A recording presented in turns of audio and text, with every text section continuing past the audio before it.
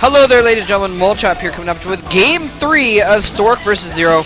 Stork down 2-0. This is seeming familiar. Again, I know these games are old. I'm sorry I'm casting them so late. Some of you guys probably already know exactly what happens, but I do not know what happens yet. So, even though these games were before the OSL finals, these games seem new to me. In any case, by the way, something I wanted to mention in the first, in the second game, my first cast of the day, didn't have a chance to. Mad shoutouts to those of you that came out and watched the OSL finals live in Berkeley. It was really cool to meet some of my fans there, actually, and I'm sorry if I seemed kind of like scattered and, you know, what have you at the party there. I was trying to do sound checks and stuff, and I was partly in charge of the camera, the computer that was running the stream and running the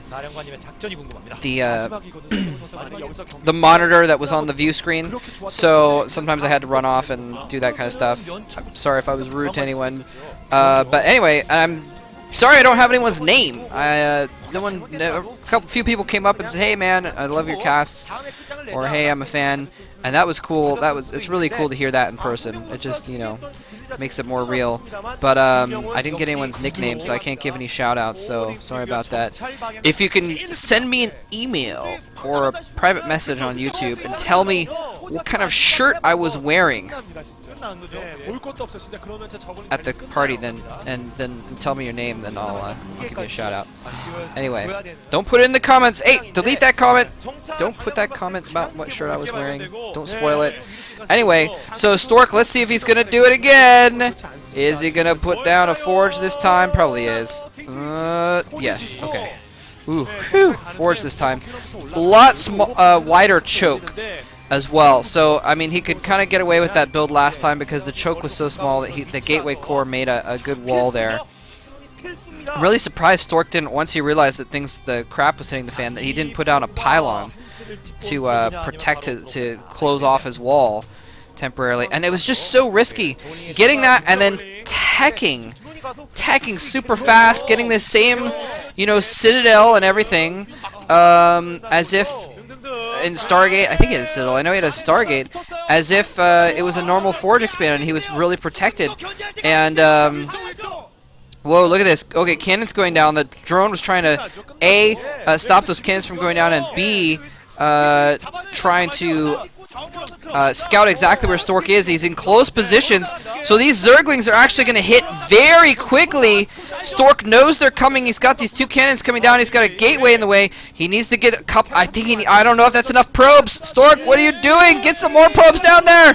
The first cannon's about to warp in. The Zerglings arrive right as the cannon warps in. I don't think he's going to be able to bust through here. Second cannon's going to warp in, and that is going to slow down everything. That's going to make it impossible for Zero to break through. That was very close, though. If the timing's been a little bit different, then what is that guy doing? He's like praying for Stork or Zero, actually. We're not sure. Look at this. Stork slowing down Zero's second hatchery and now slowing down his third as well. Over here at this expansion, Zerglings are going to turn around and head back down there to try and take out that probe, make sure that he can get his third base down wherever he needs to get it down. But Zero's second base a little bit behind. Actually, well, very behind, considering he went for the early spawning pool. I didn't see exactly what kind of build that was. It was overpool or 9 pool or what. But his economy is pretty hurt, regardless, from going for that early pool. And then it took him a long time to get that hatchery up. A longer time to get that hatchery up. So he's behind on econ in that sense as well. So Zero actually has some catching up to do. Stork, I think, is ahead in that sense.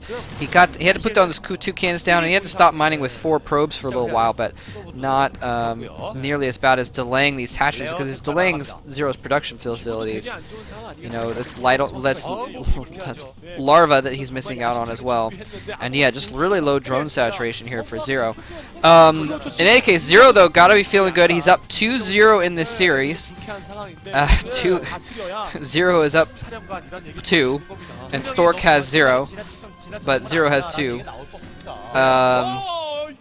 Anyway, sorry, that sounded like it should have been funnier than it actually was. I was like, oh, 0 is the number that Stork has for the wins. This probe is still running around harassing. No kills on the probe just yet, but he's working on it. He almost got a kill on that one drone. And look at this. 1, 2, 3, 4, 5, 6, 7, 8. He's only got like 15 drones on minerals right now. Not a whole lot. He's mining a lot of gas as well. So he's got his lair. So there's the Spire. So he's going to try and transition into a normal build here. It just feels like he's a little bit behind, but Zero knows best. I'm not sure. Yeah, so here we go. There's a few Zealots out now. If Stork decides to move out with those Zealots, that is going to force Zero to make a lot of Zerglings, and he's been droning. And I don't know if Zero even has, I think he must have an Overlord or something over there, but he is not ready for these Zealots at all. He's got 4, 5, 6 Zerglings. 6 Zerglings, that's it. He needs some more Zerglings. He doesn't have his defenses up. This is a very early attack. Stork could really make use of the advantage that he's had. Zero has was so behind economically that he's trying to make all these drones so quickly, and it might hurt him here in the end. Zero kind of threatening a counterattack, forcing Stork to be a little bit cautious, but I think Stork just needs to dive in. Well, he's forced him to make the Zerglings, I guess, and that was really the point. And Stork actually sees those Zerglings popping out, so now he's probably going to run his Zealots back home. I think that would be wise, because he, like I said, he just wanted to stop him from getting drones, slow his economy down, and then he could just run back home, because he also doesn't want to lose those Zealots. Because if you lose those Zealots early on, then that's really bad also. I mean, that gets the Zerg back into the game. So I guess it's actually a little bit good. He's playing safe by just falling back those Zealots. Because if he loses those Zealots, then the Zerg has map control, and then the Zerg can get more drones and get back into it that way. Maybe even get a 4th base, which Zero is actually doing. Zero getting a 4th base here. Did not work for Modesty getting a 4th base. Did not work at all. Getting an early 4th, but worked pretty well for Zero in... Actually, I don't recall that game too specifically. In game 1, I think he got it pretty early 4th, but anyway, going 4 bases and just going mass econ and mass units off 4 bases. He had a much better economy in that game, though. Anyway, Zero's now getting all of his SimCity set up, getting his buildings in the way of some sunken colonies so that they can block. A little bit more difficult to set up SimCity on this map, though. As you can see, he's kind of got colonies in strange places. He's going to need to get some more buildings down if he's really going to accomplish that a lot. If he's really going to have a secure wall, is what I mean, around those sunken colonies and what have you. Okay, so there's the Hydra Den. That one's okay. That wall's okay. That is natural. His 3rd base was a little exposed. Okay, that's going to be okay too, actually, once he gets that sunken colony.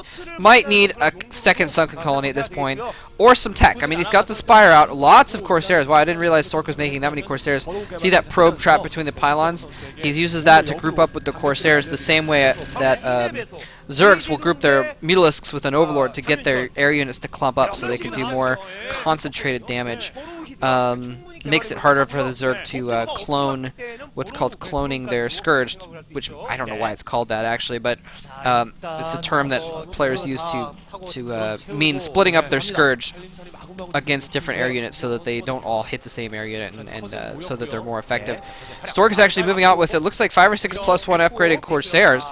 He's got the air weapons upgrade on those, so they're going to be able to do pretty well. Whoa, unless he walks right into the Scourge! Oh, turns around. It looks like he lost a Corsair there. Not good at all. Some Hydralisks there are going to scare those Corsairs away as well. He's just going to have to run back home. And those Corsairs are going to have to go crying back to their mothers. Wow, lots of gateways going down for Stork. 5 additional gateways on top of the 1 I think he has. He's continuing to produce Corsairs as well, so he definitely wants to maintain control of the air. Now, Zero is very, very good about controlling his Hydralisk, though. He's got spore colonies everywhere, so I don't know if these Corsairs are really going to pay off as an investment. It might be a good idea. I mean, he's going to keep harassing with them, but I don't think he's going to be able to accomplish very much. He's just killed 1 Overlord. He's lost 1 Corsair, though, so far, so I really don't know how effective these Corsairs are going to be, and that's going to be less, you know, ground units, some Reavers and what have you. Now, that's the thing, is he does need the Corsairs if he's going Reavers, so that's actually